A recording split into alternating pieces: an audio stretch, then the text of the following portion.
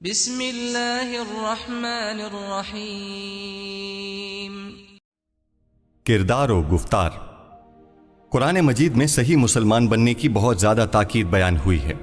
کیا کسی کے مسلمان ہونے کے لیے یہی کافی ہے کہ وہ کلمہ پڑھ لے اور کچھ عبادات بجا لائے، مگر اپنے مالی معاملات، سماجی تعلقات اور تنازعات و اختلافات میں اپنے ذاتی اور گروہی مفادات کو ترجیح دے اور تعصب سے کام لے؟ ایمان کا مطلب یہ ہے کہ انسان اپنی پوری زندگی اپنے عقیدے کے مطابق گزارے اور نہ ایک قدم آگے بڑھائے نہ پیچھے ہٹائے جب تک یقین نہ ہو کہ اس سے خدا راضی ہے۔ اسی طرح کسی کی حمایت اور مخالفت یا لوگوں سے تعلقات، دوستی اور دشمنی صرف خدا کی خاطر ہو۔ ہر کام میں اس کی رضا انسان کے پیش نظر رہے۔ اطاعت الہی کی شاہراہ۔ اسلام کا مطلب یہ ہے کہ مسلمان اپنے ہر معاملے میں خدا کی اطاعت اور فرمانبرداری کو ترجیح دے اور کسی صورت میں خدا کی نافرمانی نہ کرے۔ اسلام صرف کلمہ پڑھ لینے کا نام نہیں، بلکہ یہ ایک عہد اور ذمہ داری کا نام ہے۔ قرآن مجید میں بہت سے ایسے لوگوں کی مثالیں بیان ہوئی ہیں جو یہ دعویٰ تو کرتے ہیں کہ ہم خدا اور اس کے رسول کی اطاعت کرنے والے ہیں، مگر جب ان سے کسی مالی، کاروباری، رشتہ داری یا ذاتی معاملے میں اختلاف ہوتا ہے تو خدا کے حکم سے صرف اس صورت میں راضی ہوتے ہیں کہ جب حق ان کے ساتھ ہو، مگر جب حکم خدا کی روشنی میں ان کے مخالفین کا حق ثابت ہو تو یہ اسے تسلیم کرنے سے انکار کر دیتے ہیں۔ یہ خود ان کے عقیدے اور خدا سے کیے ہوئے عہد کی خلاف ورزی ہے۔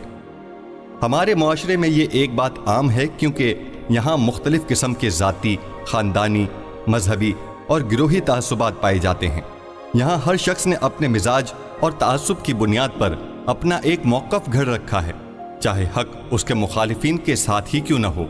ہمیں قرآن مجید کو اپنے لیے آئینہ قرار دیتے ہوئے سوچنا چاہیے کہ ہم کہاں کھڑے ہیں۔ کیا ہم سچے مسلمان ہیں؟ کہیں ہم خدا کے احکامات پر اپنے مفادات کو ترجیح تو نہیں دیتے؟ قرآن مجید میں ارشاد اقدس الہی ہے اور یہ لوگ کہتے ہیں کہ ہم خدا اور رسول پر ایمان لائے اور ہم نے اطاعت قبول کی، پھر اس کے بعد ان میں سے ایک گروہ خدا کے حکم سے منہ موڑ جاتا ہے۔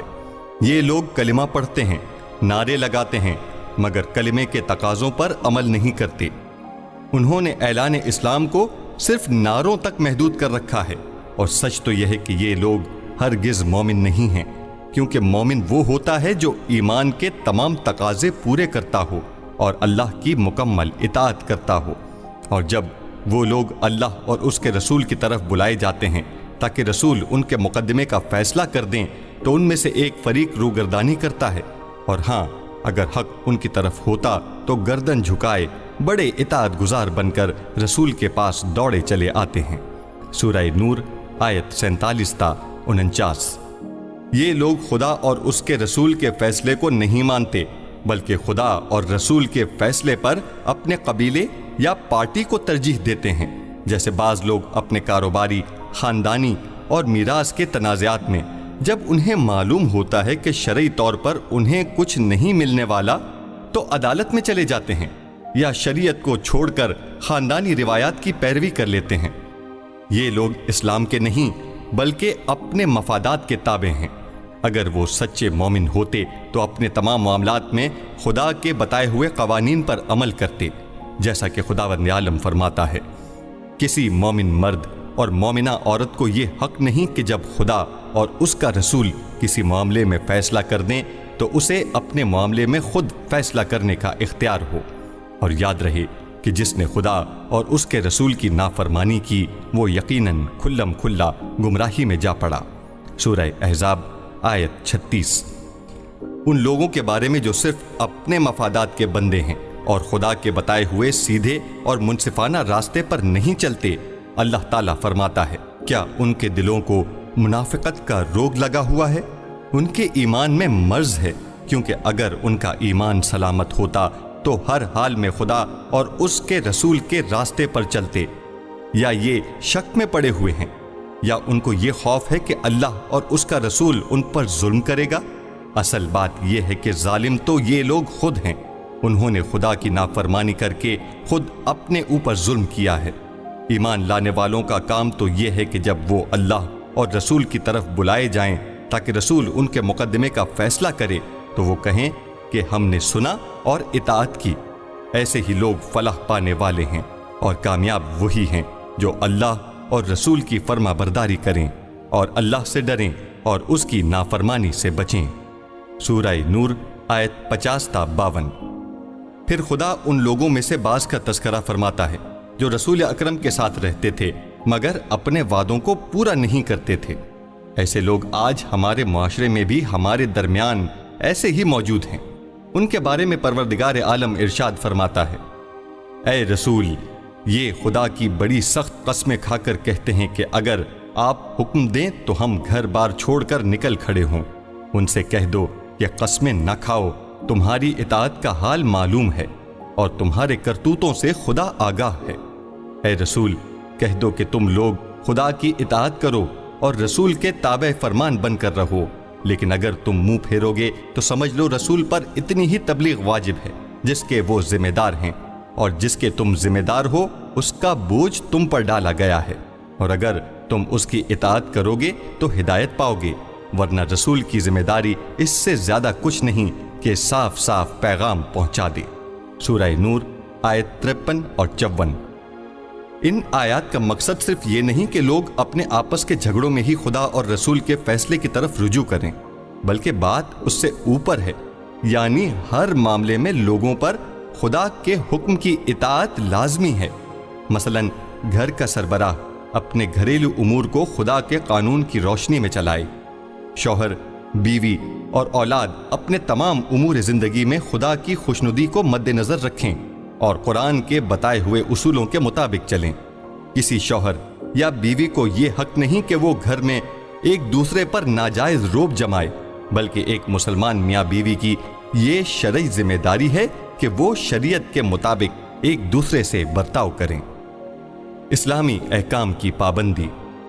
ہمارے تمام کاموں میں اسلامی تعلیمات کی جھلک نمایاں ہونی چاہیے۔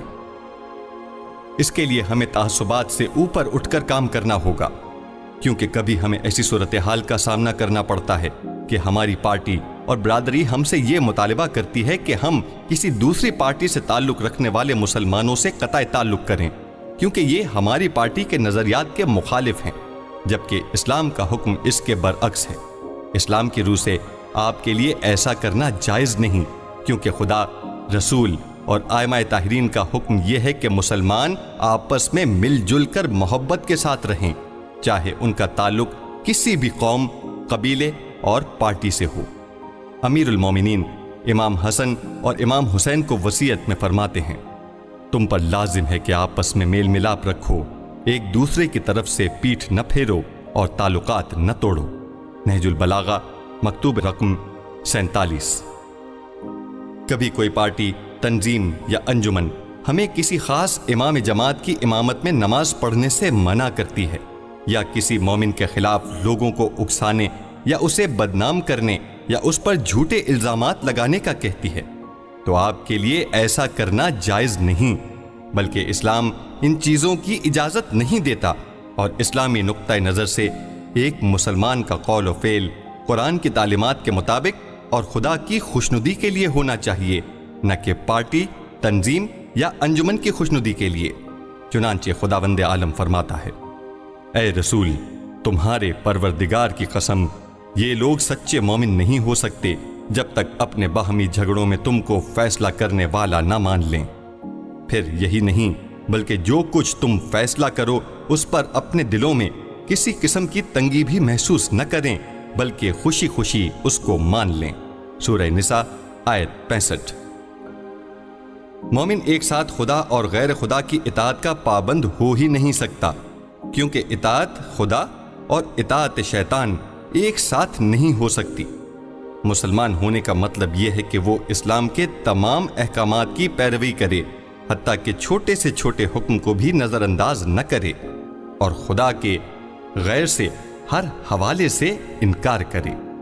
عبادت الہی کا مطلب بھی یہی ہے کہ انسان ہر کام میں اللہ کی اطاعت کرے اور ہر اس چیز سے دور رہے جو انسان کو غیر خدا کی پیروی پر اکسائے۔ ہم لمحہ بلمحہ خدا اور موت کی طرف بڑھ رہے ہیں۔ چنانچہ امیر المومنین کا ارشاد ہے، انسان کی ہر سانس ایک قدم ہے جو اسے موت کی طرف بڑھائے جا رہا ہے۔